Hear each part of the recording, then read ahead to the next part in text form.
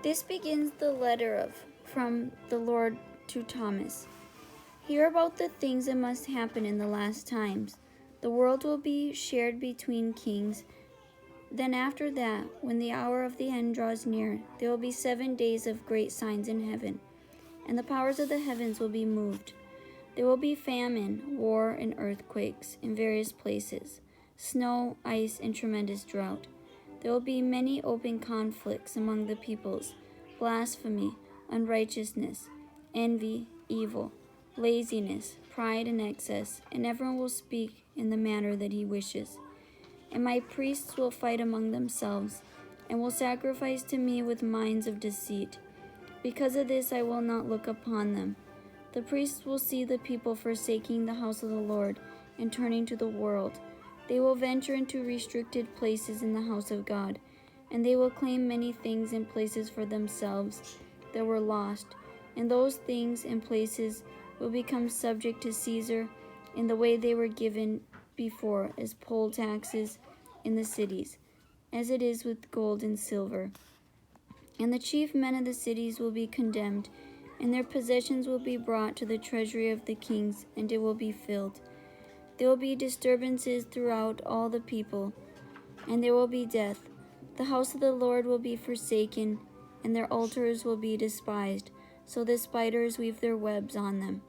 The place of holiness will be dishonored and violated, the priesthood contaminated. Distress will increase, and righteousness will be overcome. Happiness will die, and gladness will leave. In those days evil will abound. People will cater to those of status and wealth. Hymns will stop coming from the house of the Lord. Truth will cease, greed will abound among the priests. No upright man nor an upright priesthood will be found. Near the last days a king will arise. He will be a lover of the law, will not hold office for long, but he will leave 2 sons. The first is named with the first letter A, the second with the letter H. The first will die before the second. After this, 2 princes will arise to oppress the nations. Under their hands a very great famine will occur. The famine will take place in the right-hand section of the east, and that nation will rise up against another nation and be driven out from their own borders. Again another king will arise. He will be a deceitful man. He will order a golden image of Caesar to be made, set up, and worshipped in the house of God. Martyrdoms will be widespread. Then the faith will return to the servants of the Lord, and holiness will greatly increase, but so will distress and pain increase. The mountains will be comforted, and will drop down the sweetness of fire from its face, so that the predestined number of the saints may be completed. After a little space of time, a king will arise out of the east. He will be a lover of the law.